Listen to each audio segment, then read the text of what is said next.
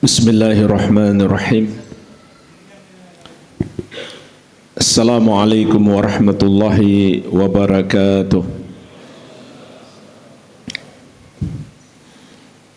Alhamdulillahi ala ihsanih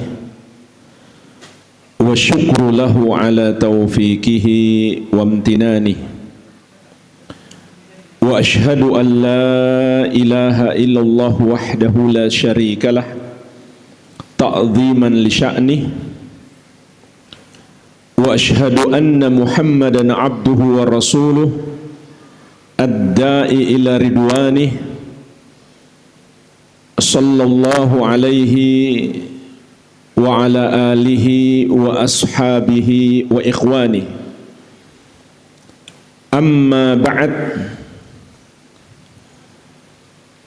fa ikhwani wa akhwati fillah rahimani wa rahimakumullah. Semoga Allah subhanahu wa ta'ala senantiasa mencurahkan rahmatnya kepada kita sekalian. Di dalam sebuah hadis yang diriwayatkan Imam At-Tirmidzi dari sahabat yang mulia Uqbah bin Amir radhiyallahu anhu, beliau meriwayatkan kepada kita, beliau berkata, qultu ya Rasulullah, man najah?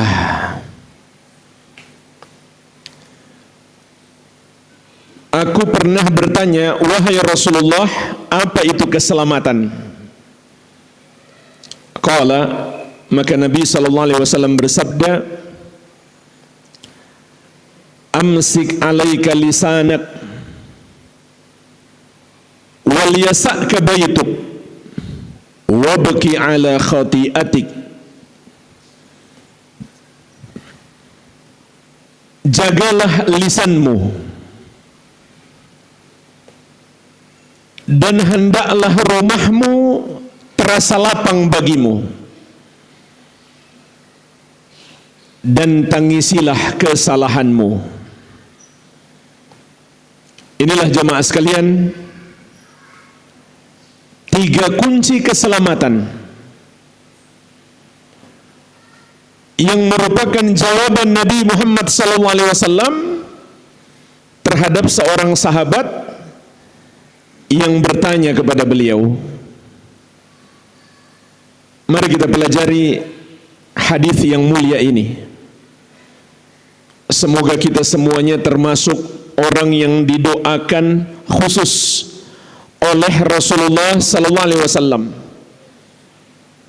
Beliau pernah berdoa, naddarallahu mra'an sami'a maqalati fawa'aha wa hafidhaha wa ballaghaha kama sami'aha. Semoga Allah merahmati dan menjadikan bercahaya wajahnya orang yang mendengarkan ucapanku, lalu dia pahami, lalu dia hafalkan, lalu dia sampaikan kepada orang lain sebagaimana yang telah dia dengarkan. Artinya tidak dia tambah, tidak dia kurangi. Hadis ini diawali oleh pertanyaan dari seorang sahabat yang mulia, Uqbah bin Amir radhiyallahu anhu, sebagai pengamalan terhadap perintah Allah Subhanahu wa ta'ala, fas'alu ahla dzikri in kuntum la ta'lamun. Bertanyalah kepada orang-orang yang berilmu kalau kamu tidak mengetahui. Maka bertanya adalah pintu ilmu. Tapi kalau bertanya hal-hal yang tidak manfaat, termasuk permasalahan-permasalahan yang belum terjadi.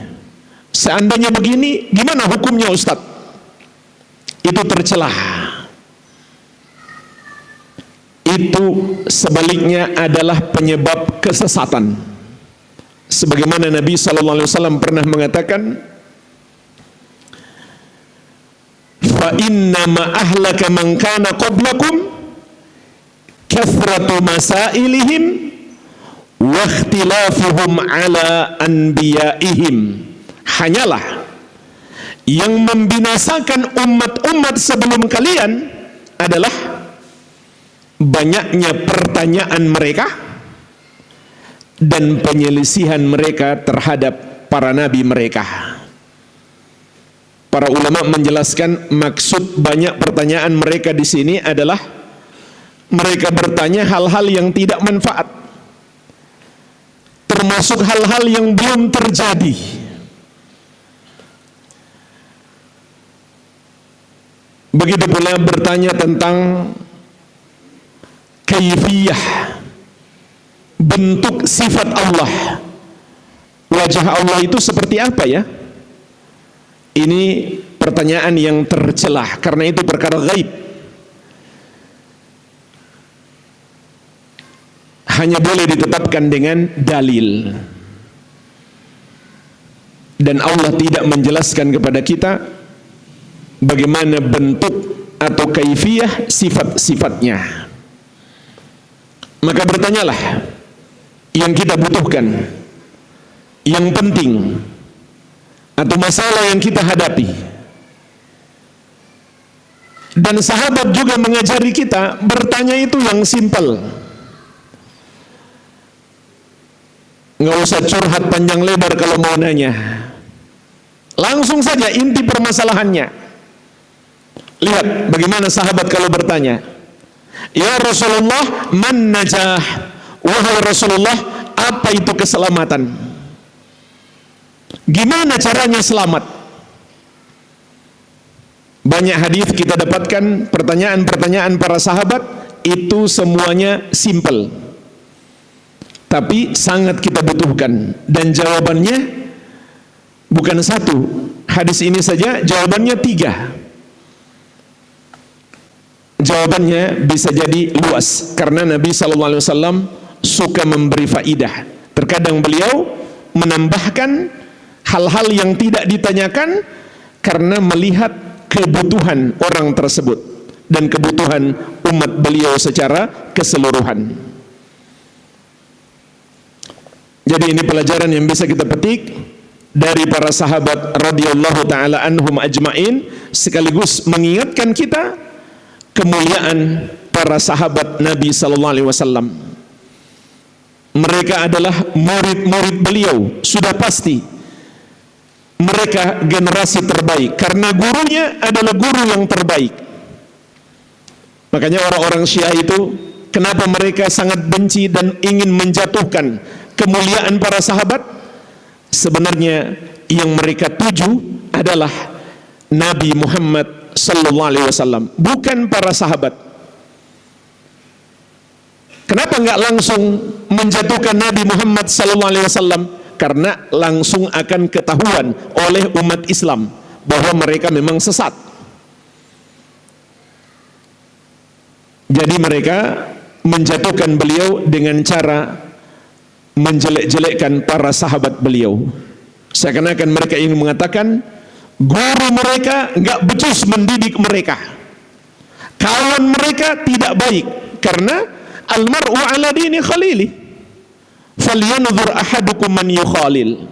Seseorang itu tergantung sahabat dekatnya. Seseorang itu tergantung agama sahabat karibnya. Maka hendaklah setiap kalian memilih siapa yang akan dia jadikan sahabat dekatnya. Oleh karenanya termasuk akidah ahli sunnati wal jamaah adalah memuliakan para sahabat Nabi Muhammad sallallahu alaihi wa ala alihi wasallam, mendoakan kebaikan untuk mereka dan tidak sedikit pun membicarakan keburukan mereka. Kalaupun kita membicarakan, cuma dalam rangka menjelaskan bahwa itu tidak boleh diikuti, bukan untuk menjelek-jelekkan sahabatnya. Dan kita yakin dosa-dosa mereka pasti diampuni oleh Allah Subhanahu wa taala. Karena Allah berfirman, "Innal hasanat yudhhibna sayyi'at." Sesungguhnya kebaikan-kebaikan itu menghapuskan dosa-dosa. Dan kebaikan para sahabat bagaikan lautan. Bayangkan satu hadis ini saja, satu orang pelajari, pahala dari satu orang itu mengalir kepada para sahabat. Bagaimana kalau 100 orang? Bagaimana kalau miliaran umat Islam? Setiap umat Islam mengamalkan ajaran Islam, pahala mengalir kepada para sahabat. Jadi andai mereka punya salah, maka kesalahan mereka akan tenggelam di dalam lautan kebaikan mereka. Itu akidah ahli sunnati wal jamaah. Dan membenci para sahabat adalah kekufuran. Oleh karena itu para ulama mengkafirkan Syiah karena mereka membenci para sahabat. Meskipun kekafiran Syiah itu sangat banyak, ini cuma salah satu. Maka di antara kekafiran Syiah membenci para sahabat Nabi sallallahu alaihi wasallam. Dalilnya surat Al-Fath ayat ke-29. Allah Subhanahu wa taala berfirman tentang para sahabat, liyaghidha bihimul kuffar, agar orang-orang kafir membenci mereka. Sehingga para ulama 4 mazhab itu sepakat, orang-orang Syiah kafir karena membenci sahabat Nabi Muhammad sallallahu alaihi wasallam. Tapi kekafiran Syiah sungguh sangat banyak, itu belum seberapa. Maka Nabi sallallahu alaihi wasallam menjelaskan dalam hadis yang mulia ini 3 kunci keselamatan. Yang pertama adalah amsik alaika lisanak, jaga lisanmu. Artinya janganlah kita mengucapkan kata-kata yang dengannya kita akan dimurkai oleh Allah Subhanahu wa taala. Dan Allah telah mengingatkan kita, ma yalfidhu min qawlin illa ladaihi raqibun atid. Tidak ada satu ucapan pun yang dilafazkan oleh seseorang kecuali di sisinya ada raqib serta atid. Para ulama menjelaskan sebenarnya ini bukan nama malaikat, tapi sifat malaikat. Ada 2 malaikat yang memiliki sifat raqib, yang selalu mengawasi, serta atid yang mencatat apapun yang dia katakan. Para ulama mengatakan ayat ini berlaku umum, sampai orang sakit yang berkata aduh, itu pun dicatat. Sehingga Imam Ahmad rahimahullah ketika sakit, beliau takut mengucapkan aduh. Kenapa? Takut itu ada pertanggungjawabannya. Belum tahu itu dapat pahala atau dapat dosa, maka beliau takut mengucapkan. Bagaimana lagi kalau yang sudah jelas-jelas mengandung dosa? Dalam banyak hadis yang lain, Rasulullah SAW seringkali mengingatkan kepada kita untuk menjaga lisan. Beliau bersabda, "Man kana yu'minu billahi wal yawmil akhir, falyakul khairan aw liyasmut." Barang siapa beriman kepada Allah dan hari akhir, hendaklah dia berkata-kata yang baik atau diam. Sampai beliau pernah memegang lisan beliau, lalu berkata kepada sahabat yang mulia Mu'adz bin Jabal radhiyallahu anhu, amsik alaika hadza, tahan olehmu ini. Sambil beliau memegang lidah beliau, jaga lisanmu. Maka Mu'adz radhiyallahu anhu berkata, ya Rasulullah, a inna lamu'akhadzuna bima natakallamu bihi. wahai Rasulullah, apakah kita akan diazab hanya karena apa yang kita katakan? Maka Nabi SAW mengatakan, thakilatka ummuka ya Mu'adz, wa hal yakubbun nasu ala wujuhihim aw ala manakhirihim illa hasaidu alsinatihim, wa hal yakubbun nasa ala wujuhihim aw ala manakhirihim illa hasaidu alsinatihim. Kasihan ibumu wahai Mu'adz, tidaklah manusia itu diseret di neraka di atas wajah-wajah mereka atau pipi-pipi mereka, kecuali karena ulah lisan-lisan mereka. Rasulullah SAW juga mengingatkan, innal abda la yatakallamu bil kalima ma yatabayyanu fiha yazillu biha finnar ab'ada mimma bainal masyriqi wal maghrib. Sesungguhnya seorang hamba la yatakallamu bil kalimah, mengucapkan satu kalimat yang belum jelas baginya, dia belum tahu ini benar atau salah, jujur atau dusta, tapi dia berani mengucapkannya, maka dengan sebab itu dia terjerumus ke dalam neraka, ab'adu ma bainal masyriqi wal maghrib, yang lebih jauh dari jarak antara timur dan barat. Jadi jemaah sekalian, lisan ini sangat berbahaya, harus kita jaga. Dan kemungkaran lisan itu sangat banyak. Yang paling berbahaya tentunya adalah yang mengandung kesyirikan dan kekufuran. Contoh, kata-kata yang mengandung doa, permintaan kepada selain Allah, maka itu adalah syirik. Seperti seorang mengatakan, ya Rasulullah agithni, ya Syekh Fulan unsurni, wahai Rasulullah selamatkan aku, wahai Syekh Fulan tolonglah aku. Ada sebuah syair, ya akramal khalqi ma liman aludhu bihi siwak inda hululil hadithil amim.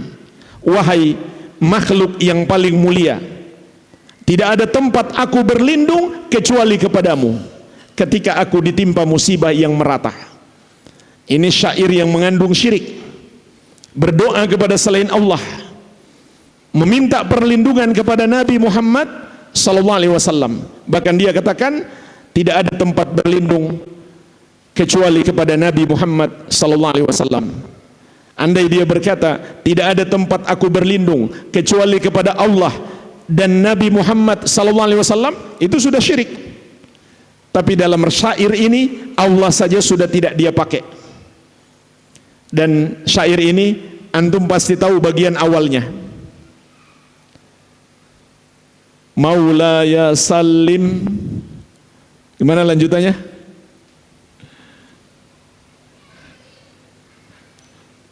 Antum tahu insyaallah ya. Sering dengar. Maulaya sholli wa sallim daiman abadan, dan seterusnya. Ini kalau diteruskan akan sampai pada syair yang mengandung kekufuran, kesyirikan. Begitu pula semua ucapan maupun perbuatan yang mengandung penyamaan antara Allah dengan makhluk. Ketika seseorang berkata kepada Nabi SAW, Masya Allah wa syi'tah, sesuai kehendak Allah dan kehendakmu, maka Nabi SAW marah dan berkata kepadanya, Aja'altani lillahi niddan, apakah kamu hendak menjadikan aku sebagai tandingan bagi Allah? Bal masya Allahu wahdah, bahkan sesuai kehendak Allah yang satu saja. Jadi dalam ucapan ini mengandung penyamaan antara Allah dan Nabi Muhammad SAW dalam berkehendak. Maka kata para ulama, ini mencakup semua ucapan maupun perbuatan yang mengandung penyamaan antara Allah dengan makhluk. Contoh, kalau seorang berkata, jika bukan karena Allah dan dokter itu, saya sudah mati. Kalau bukan karena Allah dan obat itu, saya nggak sembuh. Jadi seakan-akan yang menyembuhkan dia dua, Allah dan dokter atau Allah dan obat. Padahal dokter itu cuma sebab, obat itu cuma sebab, yang menyembuhkan dia adalah Allah Subhanahu wa ta'ala. Maka ini ucapan yang mengandung syirik. Semua ucapan yang mengandung penyamaan antara Allah dengan makhluk itu adalah syirik. Tetapi kalau dia tidak bermaksud menyamakan, maka minimalnya syirik kecil. Kalau dia bermaksud menyamakan atau dia yakin sama antara Allah dengan makhluk, maka itu menjadi syirik besar. Begitu pula ucapan yang mengandung kekufuran. Contoh, menghina atau tidak menghina, cuma menjadikannya sebagai lelucon, sebagai bahan candaan satu ajaran Islam, atau satu ayat, atau satu hadis, atau satu nama Allah, atau Nabi Muhammad SAW, maka ini adalah pembatal keislaman. Yang Allah tegaskan, Qul abillahi wa ayatihi wa rasulihi kuntum tastahzi'un. Katakanlah, apakah dengan Allah dan dengan ayat-ayatnya dan dengan Rasulnya kamu mengolok-olok? Artinya kamu jadikan bahan candaan. Kalau zaman sekarang bahan lawakan, bahan stand up komedi. La ta'tadiru, tidak usah kamu mencari-cari alasan. Maksudnya meskipun kamu main-main, enggak serius. Qad kafartum ba'da imanikum, sungguh kamu sudah kafir setelah sebelumnya kamu beriman. Dikafirkan langsung oleh Allah Subhanahu wa ta'ala dengan nas yang tegas dan tidak menerima alasan. Meskipun hanya main-main, bukan serius, bukan bermaksud menghina, cuma bercanda. Kalau dia bermaksud menghina, itu tentu lebih parah. Hati-hati. Satu ucapan lisan, kata Nabi SAW, menyebabkan seseorang terjerumus dalam neraka yang jauhnya lebih jauh dari jarak antara timur dan barat. Ab'ada mimma bainal masyriq wal maghrib.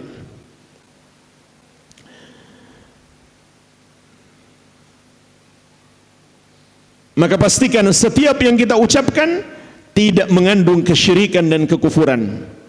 Begitu pula ucapan-ucapan dusta, ghibah, namimah, atau bahkan ucapan yang belum jelas, atau menyebarkan berita yang belum tentu benar, maka ini adalah ucapan yang terlarang. Dan di masa sekarang ucapan itu lebih luas maknanya, termasuk status yang kita tulis di medsos, sama saja itu adalah ucapan tulisan. Begitu pula video yang kita upload ke YouTube, sama saja. Tidak boleh kita menyebarkan berita-berita yang belum jelas kebenarannya. Nabi SAW pernah mengingatkan, kafa bil mar'i kadziban ayyuhadditsa bikulli ma sami'a. Cukuplah seseorang itu berdusta apabila dia menyampaikan kembali setiap apa yang dia dengarkan. Kalau benar pun belum tentu boleh kita sebarkan. Kita pikirkan dulu, kalau kita sebarkan itu manfaatnya apa?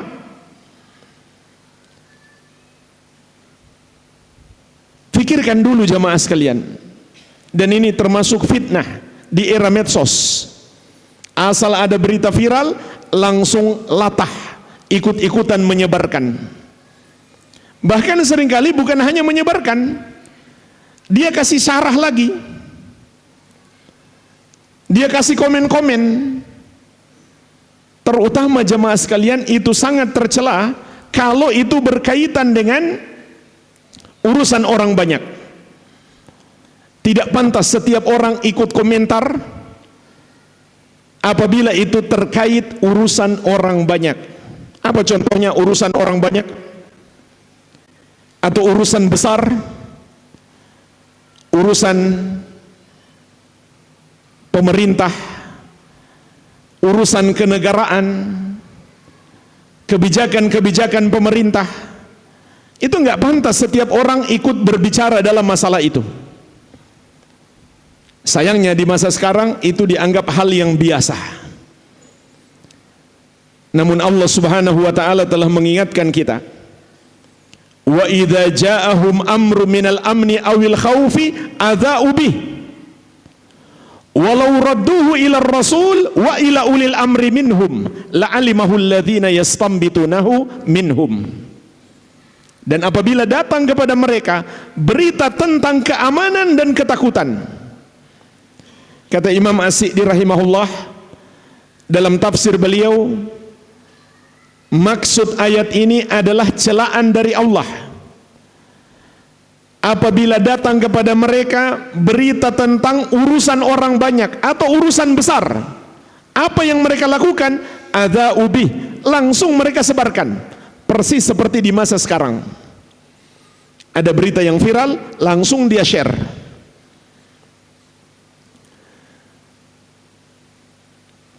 Termasuk diantaranya tentang kebijakan-kebijakan negara. Harusnya bagaimana? Walau radduhu ila rasul wa ila ulil amri minhum. Andai mereka kembalikan urusan itu kepada Rasul, yaitu ketika beliau masih hidup, beliau sendiri yang akan memutuskan. Ketika beliau sudah wafat, maka kita kembalikan kepada syariat beliau. Wa ila ulil amri minhum. Dan mereka kembalikan urusan itu kepada ulil amri di antara mereka. Imam As-Sa'di rahimahullah dalam tafsir beliau menjelaskan, ulil amri di sini mencakup 3 golongan. Yang pertama pemerintah, yang kedua ulama, yang ketiga orang yang pakar di bidang itu.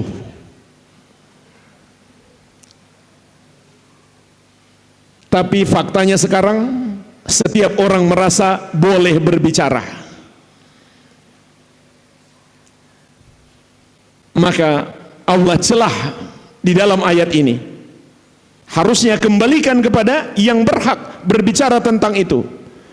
La'alimahu alladhina yastanbitunahu minhum. Maka orang yang menginginkan kebenaran akan mendapatkan dari Rasul dan dari ulil amri. Dan ini termasuk manhaj ahli sunnati wal jamaah. Yang sayangnya di era medsos seperti ini, banyak orang yang mengaku ahli sunnah, dia tidak ngerti manhaj ini. Ikut-ikutan mengomentari berita-berita politik, sampai hal-hal yang nggak ada manfaat dia ikut mengomentari. Contoh, bahas ijazah orang. Tiap hari itu dia komentari, nggak ada manfaatnya sama sekali. Apa manfaatnya bagi kita?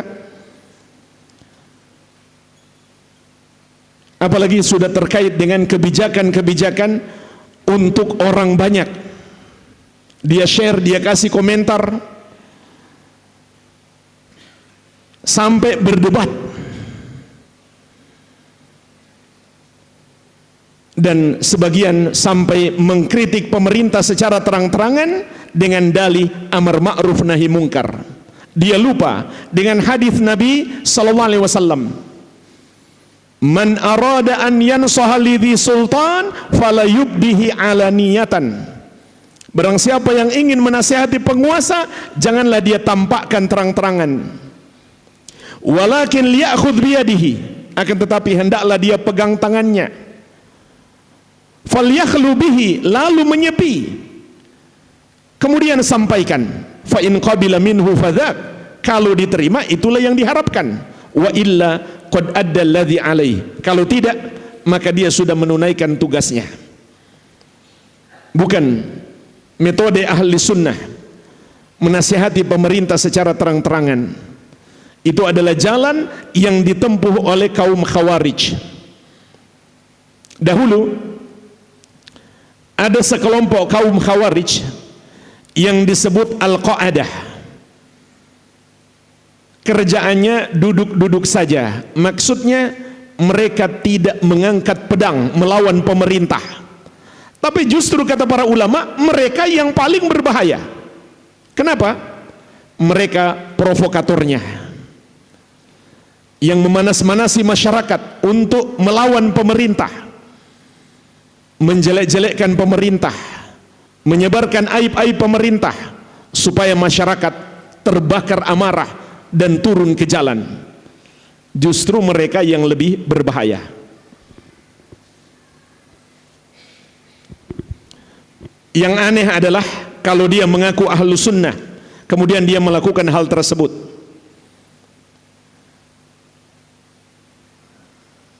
Maka jaga lisan kita, jemaah sekalian.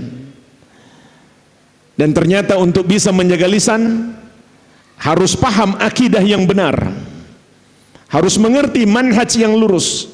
Inilah pentingnya mempelajari akidah, terutama akidah tauhid, agar kita bisa menjaga lisan kita dari ucapan-ucapan yang mengandung kesyirikan dan kekufuran. Kemudian kunci keselamatan yang kedua, kata Nabi SAW, wal yasa'ka baituka, hendaklah rumahmu menjadi lapang bagimu. Ada dua penafsiran ulama terhadap makna hadis ini, terhadap lafaz ini. Penafsiran yang pertama adalah, hendaklah kamu bersifat qanaah, yaitu ridho dengan rezeki yang Allah berikan. Dan jemaah sekalian, sifat qanaah ini salah satu makna al-hayah at-thayyibah, kehidupan yang baik, yang Allah sebutkan di dalam surat An-Nahl ayat 97. Man amila salihan min dzakarin aw untha wa huwa mu'minun falanuhyiyannahu hayatan thayyibah wa lanajziyannahum ajrahum bi ahsani ma kanu ya'malun.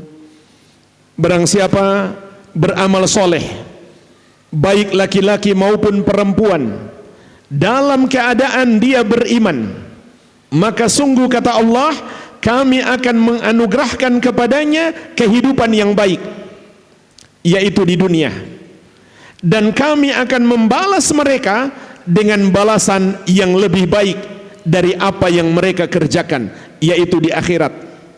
Maka banyak ulama ahli tafsir dari kalangan salaf menafsirkan yang dimaksud kehidupan yang baik dalam ayat ini adalah Allah anugerahkan kepada seseorang qanaah. Qanaah itu artinya ridho terhadap anugerah yang Allah berikan. Bukannya merasa masih sedikit, belum cukup, tapi dia merasa cukup, dia ridho, dia tidak merasa kekurangan. Ini termasuk kunci kebahagiaan. Bahkan Nabi SAW di hadis yang lain mengatakan, qad aflaha man aslama wa ruziqa kafafan wa qanna'ahu Allahu bima atah. Sungguh beruntunglah orang yang telah berislam, wa ruziqa kafafan, dan dia diberikan rezeki yang mencukupi. Artinya meskipun tidak berlebih, sedikit tapi cukup. Namun wa qanna'ahu Allahu bima atah, Allah jadikan dia qanaah terhadap apa yang Allah berikan. Yang penting cukup. Jadi ternyata jemaah sekalian, qanaah itu anugerah Allah. Dan ini berlaku untuk semua ibadah. Semua ibadah adalah nikmat Allah. Maka dari itu kalau kita merasa berat untuk bersifat qanaah, mintalah kepada Allah. Berdoalah kepada Allah. Mohon pertolongan Allah Subhanahu wa ta'ala.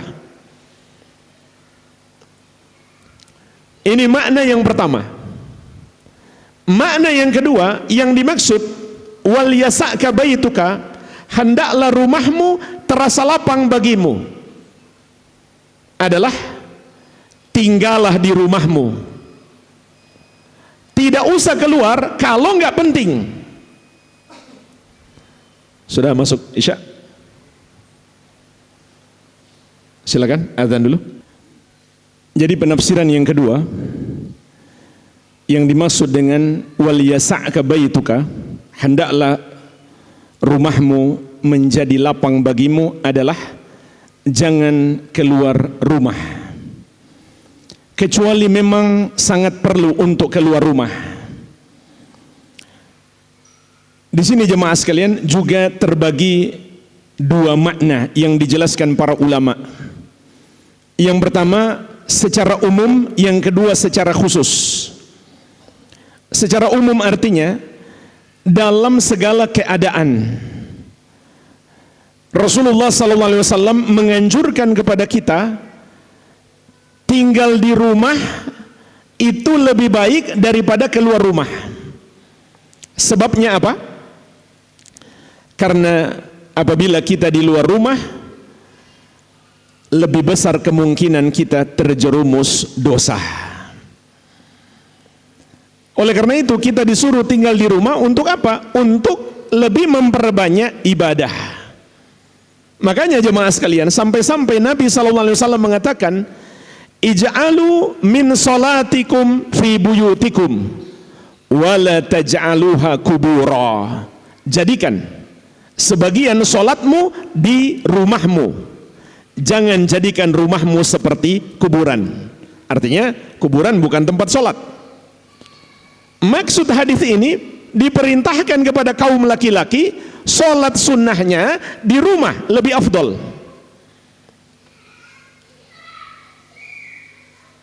Jadi beribadahlah di rumah kita, perbanyak ibadah, dan makin banyak ibadah, rumah itu semakin berkah. Dan keberkahan ini pasti memberi pengaruh baik terhadap penghuni rumah. Dan sebaliknya, kalau di rumah itu terdapat kemaksiatan, akan menghilangkan keberkahan rumah. Oleh karenanya Nabi SAW juga mengatakan, innal malaikata la tadkhulu baitan fihi kalbun wala surah. Sesungguhnya malaikat tidak mau masuk rumah yang di dalamnya ada anjing dan ada gambar makhluk bernyawa. Karena itu maksiat. Malaikat membenci maksiat. Kiaskan ini kepada semua maksiat. Maka maksiat akan menghilangkan keberkahan rumah, sehingga memberi pengaruh buruk kepada penghuni rumah. Jadi maksud diam di rumah untuk ibadah. Jangan keluar rumah kecuali memang penting. Terutama jemaah sekalian, bagi seorang ayah, bagi seorang suami, kalau sudah selesai urusan mencari nafkah, segeralah pulang ke rumah. Enggak usah nongkrong-nongkrong lagi. Karena dia punya tanggung jawab besar di rumah, yaitu memberikan pendidikan agama kepada anak dan istrinya dan mengawasi mereka dalam pengamalan ajaran-ajaran agama. Jangan sampai waktunya habis di luar rumah saja. Dia tidak mengontrol bagaimana anak dan istrinya mengamalkan agama, yang suatu hari akan menjadi penyesalan baginya. Kenapa istrinya suka melawan? Kenapa anaknya durhaka? Padahal dia sendiri yang tidak memberikan pendidikan agama yang baik. Karena waktunya lebih banyak di luar rumah. Jadi kalau sudah selesai urusan di luar, segeralah pulang. Ini jemaah sekalian, makna yang pertama, makna yang berlaku umum. Nabi SAW menyuruh kita untuk tinggal di rumah, tidak keluar kecuali memang ada hal penting di luar rumah. Yang kedua, yang bersifat khusus, dan ini lebih ditekankan lagi, yaitu apabila terjadi fitnah di luar rumah. Contoh, fitnah perselisihan, pertikaian, dan yang puncaknya adalah sampai saling membunuh antara sesama muslim karena urusan dunia, karena pingin gajinya dinaikkan, pingin UMR dinaikkan, atau karena ingin melengsarkan penguasa. Ini disebut fitnah. Maka Rasulullah SAW berpesan kepada kita untuk diam di rumah, tidak keluar rumah dalam masa-masa seperti ini. Apabila terjadi peperangan, pertikaian, kerusuhan antara sesama muslim, atau ada perpecahan, peperangan yang kita nggak tahu, nggak jelas bagi kita mana yang benar dan mana yang salah. Kalau itu jelas-jelas jihad umat Islam melawan orang kafir, maka kita ikut kalau memenuhi syarat-syarat berjihad. Tapi kalau tidak jelas, apalagi yang bertikai sama-sama muslim, jangan kita terlibat. Ini makna yang kedua. Nabi SAW suruh kita diam di rumah, maknanya jangan terlibat dalam fitnah itu.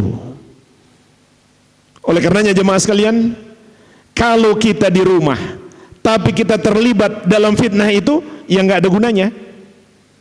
Contoh, dia di rumah tapi dia provokatornya melalui medsosnya.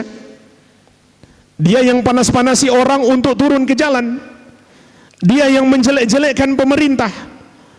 Dia sok tahu berbicara tentang kebijakan-kebijakan pemerintah. Jadi ini kembali lagi pada poin yang sebelumnya. Oleh karenanya Nabi SAW mengingatkan secara khusus, sayati 'alan nasi sanawatun khadda'at, akan datang kepada manusia sanawatun khadda'at, tahun-tahun yang penuh tipu daya.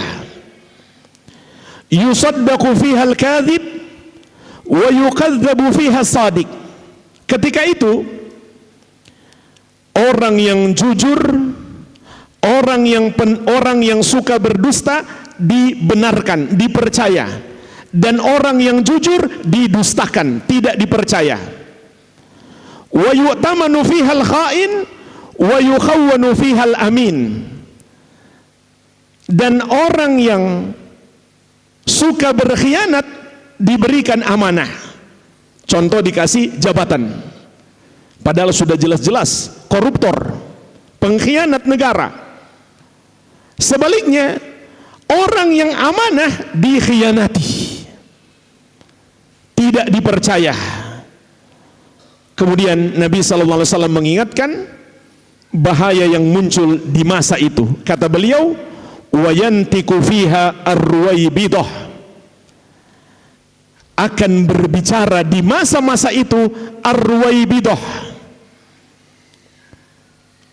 Qila wa ma ruwaibidah, Rasulullah SAW ditanya, wa marruwaibidah, ya Rasulullah, apa yang dimaksud dengan ar-ruwaibidah? Qala, maka Nabi SAW mengatakan, ar-rajulu tafih yatakallamu fi amril ammah.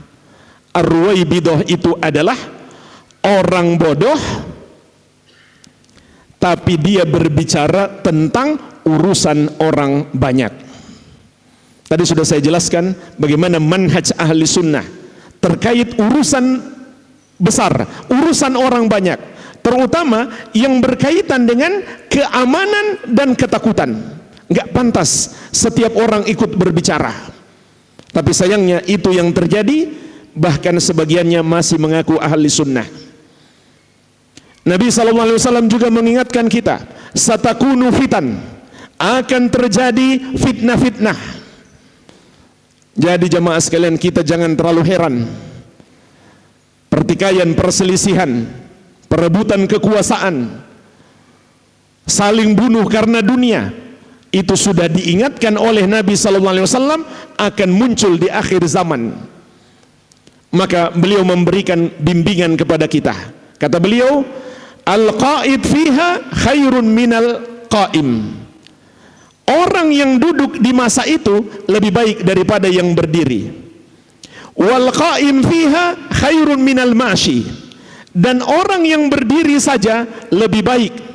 Orang yang berdiri saja di masa itu lebih baik daripada orang yang berjalan. Wal mashi fiha khairun minas sa'i. Dan orang yang berjalan di masa itu lebih baik daripada orang yang berlari, yaitu berlari menuju kepada fitnah itu. Wa may yushrif laha tastashrifhu. Maka siapa yang berusaha untuk ikut campur dalam fitnah itu, niscaya dia akan terfitnah. Wa man wajada malja'an aw ma'adhan falya'udh bihi. Dan barang siapa mendapati tempat berlindung, hendaklah dia berlindung padanya. Di antaranya adalah di rumahnya sendiri. Jadi jangan terlibat dalam fitnah-fitnah tersebut. Maka di sini juga ada pelajaran penting. Nabi SAW membimbing kita, ketika terjadi fitnah, ketika muncul kekisruhan, kerusuhan, keributan, kita dianjurkan untuk lebih meningkatkan ibadah. Kenapa jamaah sekalian? Karena orang yang bertakwa akan diberi petunjuk oleh Allah untuk mengenal mana yang benar dan mana yang salah. Sebagaimana janji Allah, in tattaqullaha yaj'al lakum furqana. Kalau kamu bertakwa kepada Allah, maka Allah akan berikan kepadamu furqan,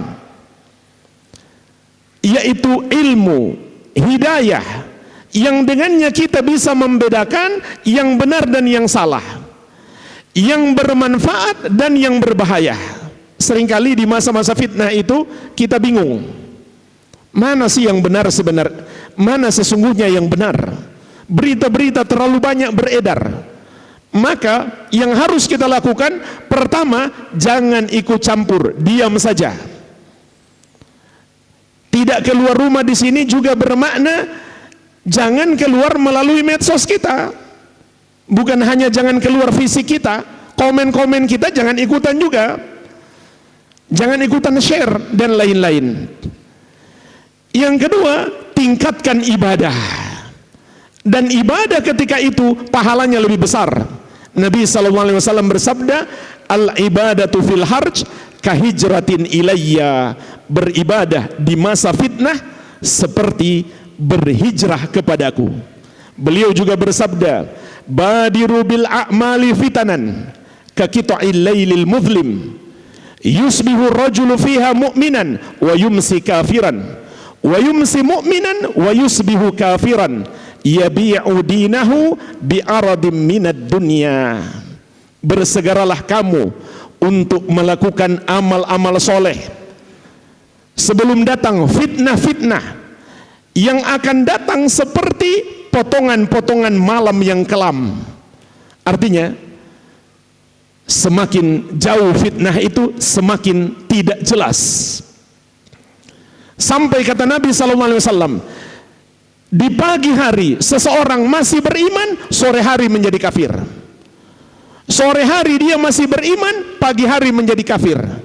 Dia jual agamanya dengan sedikit kenikmatan dunia. Inilah jamaah sekalian bimbingan Nabi SAW ketika muncul berbagai macam fitnah.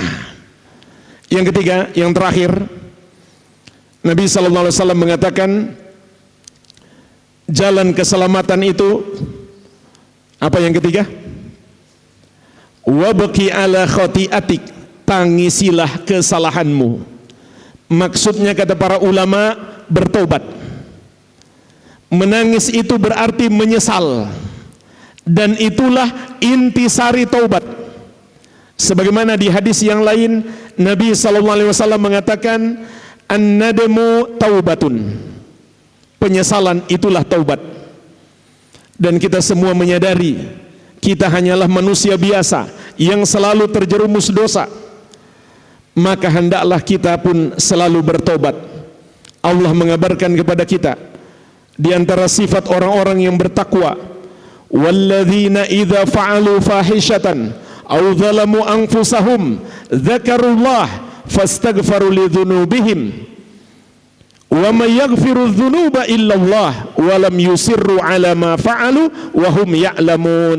Dan orang-orang yang apabila melakukan perbuatan keji atau menzolimi diri-diri mereka sendiri, yaitu berbuat dosa, maka mereka segera ingat Allah, lalu mereka memohon ampun atas dosa-dosa mereka. Dan siapakah yang dapat mengampuni dosa kecuali Allah? Dan mereka tidak terus-menerus melakukan dosa itu dalam keadaan mereka mengetahui.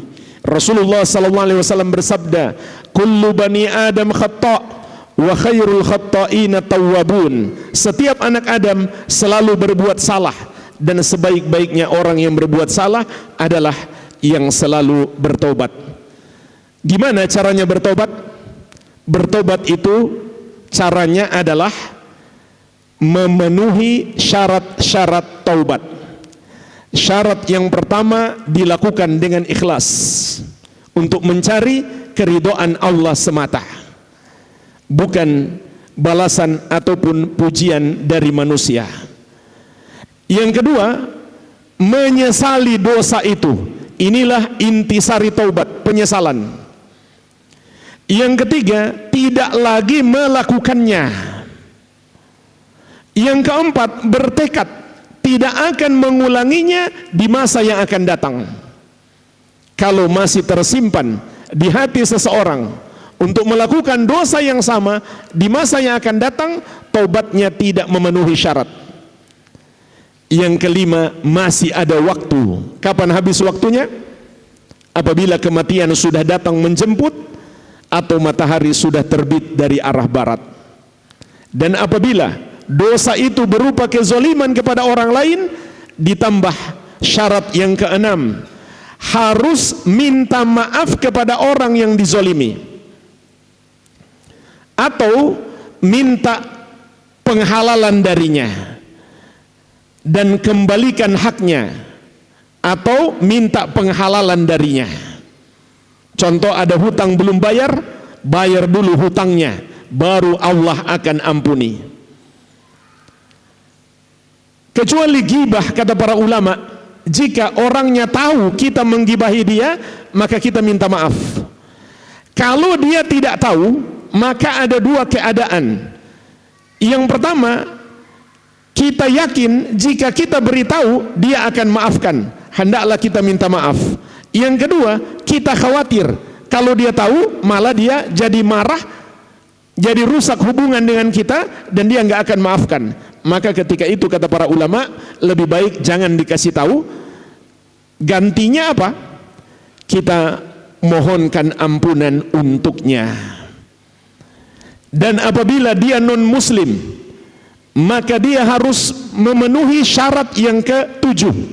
Tapi syarat ini diletakkan di nomor 1, yaitu masuk Islam dengan mengucapkan 2 kalimat syahadat, dan meninggalkan kekufuran. Kalau ada seorang muslim selama ini suka minum khamar, dia mau bertobat, enggak mau lagi minum khamar, Allah tidak terima taubatnya sampai dia masuk Islam dulu. Karena taubat itu ibadah, dan Allah Subhanahu wa taala tidak akan menerima ibadah orang kafir. Wa ma mana'ahum an tuqbala minhum nafaqatuhum illa annahum kafaru billahi wa birasuli.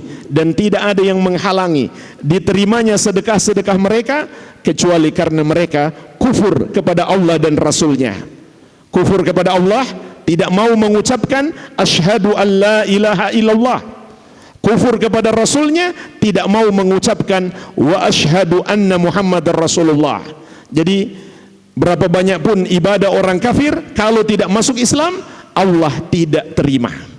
Inilah jemaah sekalian, 5 syarat taubat, dan bisa menjadi 6, bisa pula menjadi 7. Inilah penjelasan singkat hadis tentang 3 kunci keselamatan. Semoga bermanfaat. Masih ada waktu tanya jawab atau sudah habis? Ada waktu atau sudah habis, Pak?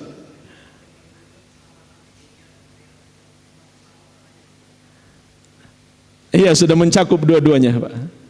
Mencakup dua-duanya. Barakallahu fikum. Sudah habis katanya tadi. Semoga bermanfaat. Lebih dan kurangnya saya mohon maaf. Wabillahi taufik. Subhanakallahumma wa bihamdik, asyhadu an la ilaha illa anta, astaghfiruka wa atubu ilaik. Sallallahu ala nabiyina Muhammadin wa alihi wasallam. Walhamdulillahi rabbil alamin. Wassalamualaikum warahmatullahi wabarakatuh.